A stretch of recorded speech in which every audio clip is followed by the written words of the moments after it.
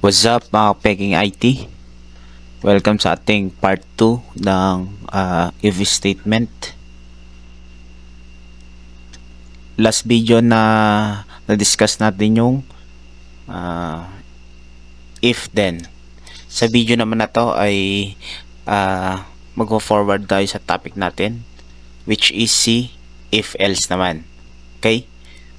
Sa if else, kung mapapansin nyo sa syntax nya, meron siya na dagdag dito sa pinakababa.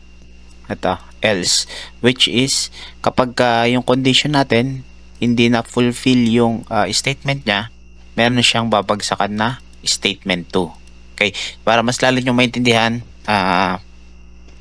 proceed tayo sa ating Visual Basic, sa ating program. Nung unang video natin, ito lang yung pinaka-code natin. Kapag si age ay greater than or equals to 18, ang i-output lang ng texto natin ay adult lang. Pero kapag less than na, ayan, example, 17, pag kinalculate natin yan, or in-evaluate natin yung age natin, walang lalabas kasi nga hindi pasok dito sa ating condition. Sa if else, meron siyang babagsakan kapag hindi na nangyari or na fulfill yung condition niya.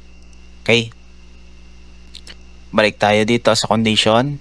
If condition natin yung statement, magkakaroon tayo dito ng else. Okay, magdadagdag lang tayo dito ng else. Yan, else. Halimbawa, kapag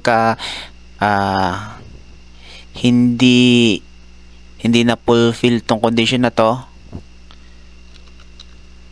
text2.text is equal to minor naman. Minor lalabas. Yan. Kapag daw yung age natin ay greater than or equal to 18, ang lalabas ay adult. However, pag hindi na fulfill yung condition natin, babagsak siya dito sa else, which is ang i-output ng texto natin ay minor. I-try natin. 17, syempre, pag yung age natin is 17 is greater than or equal to 18, syempre no.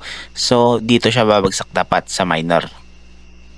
Click natin to, ayan, lumabas yung minor.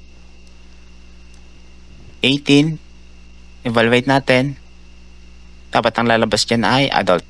Ayan, adult. Ganun lang kasimple yung syntax or yung logic ng if else. Pagka meron kayong hindi nakuha or naintindihan sa video na to, paki-comment nyo lang sa baba.